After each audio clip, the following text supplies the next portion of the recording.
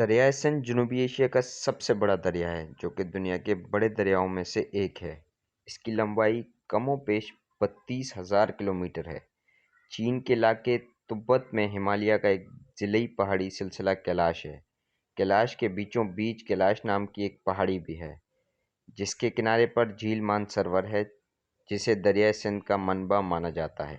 اس جھیل میں دریائے سندھ سمیت برِ صغیر میں بہنے والے 4 اہم دریا اور بھی نکلتے ہیں۔ ستلج ہاتھی کے منہ سے نکل کر مغربی سمت میں بہتا ہے۔ گنگا مور کے چونچ سے نکل کر جنوبی سمت میں بہتی ہے۔ برہم پتھر گھوڑے کے منہ سے نکل کر مشرقی سمت میں بہتا ہے اور دریائے سندھ شیر کے منہ سے نکل کر شمالی سمت میں بہتا ہے۔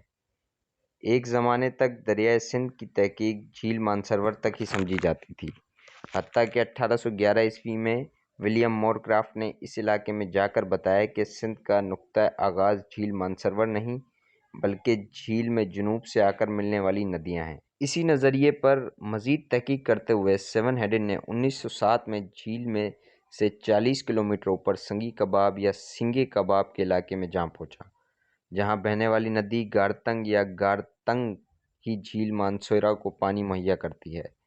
اس لیے گارتنگ ندی دریائے سندھ کا نقطۂ آغاز ہے۔ سنگی کباب کا مطلب ہے شیر کے منہ والا۔ اسی مناسبت سے دریائے سندھ کو شیر دریا بھی کہا جاتا ہے۔ گارتنگ ندی شمال سے مغرب تک سمت آ کر جھیل مانسروور میں ملتی ہے۔ یہاں سے دریا لداخ کی سمت اپنا سفر شروع کرتا ہے۔ دریا کے شمال میں قراقرم اور جنوب میں ہمالیہ کے سلسلے ہیں۔ وادی نیبرا کے مقام پر سیاچن گلیشیئر کے پانیوں سے بننے والے دریائے نیبرا میں آ کر ملتا ہے۔ یہاں تک دریا کی لمبائی تقریباً 450 کلومیٹر ہے۔ پھر دریائے سندھ پاکستان کے علاقے بلتستان میں داخل ہوتا ہے۔ دریائے سندھ پاکستان میں داخل ہوتے ہی سب سے پہلے دریائے شیوک میں آ کر ملتا ہے۔ پھر 30 کلومیٹر مزید آگے جا کر اسکردو شہر کے قریب دریائے شگر میں آ گرتا ہے۔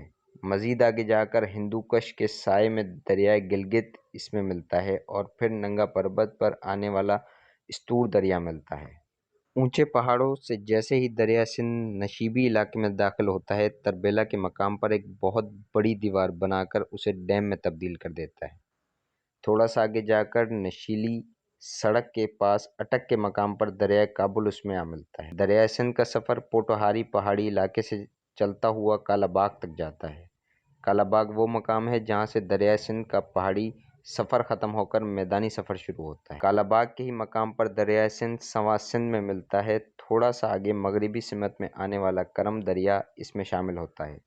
مزید آگے جا کر کوہ سلیمان سے آنے والی گومل دریا دریائے سندھ میں شامل ہوتا ہے۔ مظفر گڑھ سے تھوڑا آگے جا کر پنجند کے مقام آتا ہے جہاں پنجاب کے پانچوں دریا جہلم، چناب، راوی، ستلج، بیاس آپس میں آ کر ملتے ہیں اور دریائے سندھ میں سما جاتے ہیں۔ پھر سکھر شہر کے بیچ سے گزر کر سندھ کے دیگر علاقوں سے ہوتا ہوا ٹھٹہ کے مشرق سے کیٹی بندر میں چھوٹی چھوٹی بہت ساری شاخوں میں تقسیم ہو کر بحیرہ عرب میں شامل ہو جاتا ہے۔ اس دریا کو یہ اعزاز بھی حاصل ہے کہ اس کے نام پر سندھ اور ہندوستان کا نام انڈیا پکارا گیا۔ خیبر پختونخوا میں اس دریا کو اباسین یعنی دریاؤں کا باپ کہتے ہیں۔ اس دریا کے کنارے آریاؤں نے اپنی مقدس کتاب ریگ وید لکھی۔ ریگ وید میں اس دریا کی تعریف میں بہت سارے اشلوک ہیں۔ برِ صغیر کا واحد دریا ہے جس کی ہندو پوجا کرتے ہیں اور یہ اڈیرو لال اور جھولے لال بھی کہلاتا ہے۔ اس دریا کے کنارے دنیا کی ایک قدیم ترین تہذیبوں میں سے ایک منفرد تہذیب نے جنم لیا تھا۔ قدیم زمانے میں اس دریا کو عبور کرنے کے بعد ہی وسط ایشیا سے برِ صغیر میں داخل ہو سکتے تھے۔ یہ دریا اپنی تندخوئی اور خودسوری کی وجہ سے بھی شیر دریا کہا جاتا ہے۔ یوں یہ دریا چین کی تبت اور لداخ سے ہوتا ہوا ہندوستان سے گھومتا ہوا بلتستان کے علاقوں گلگت، اسکردو، استور، ننگا پربت کے پہاڑی سلسلوں سے اپنا راستہ بناتا ہوا خیبر پختونخوا میں داخل ہوتا ہے۔ دریا پارسی زبان کا لفظ ہے جس کو سنسکرت میں ندی، عربی میں نہر، ترکی میں نیلاب اور انگریزی میں ریور کہتے ہیں۔ دریائے سندھ کو مختلف ناموں سے بھی جانا جاتا ہے جیسے کہ سندھو، ہندو، انڈوس، انڈس، جو کہ اس کی تاریخی اور ثقافتی اہمیت کو ظاہر کرتے ہیں۔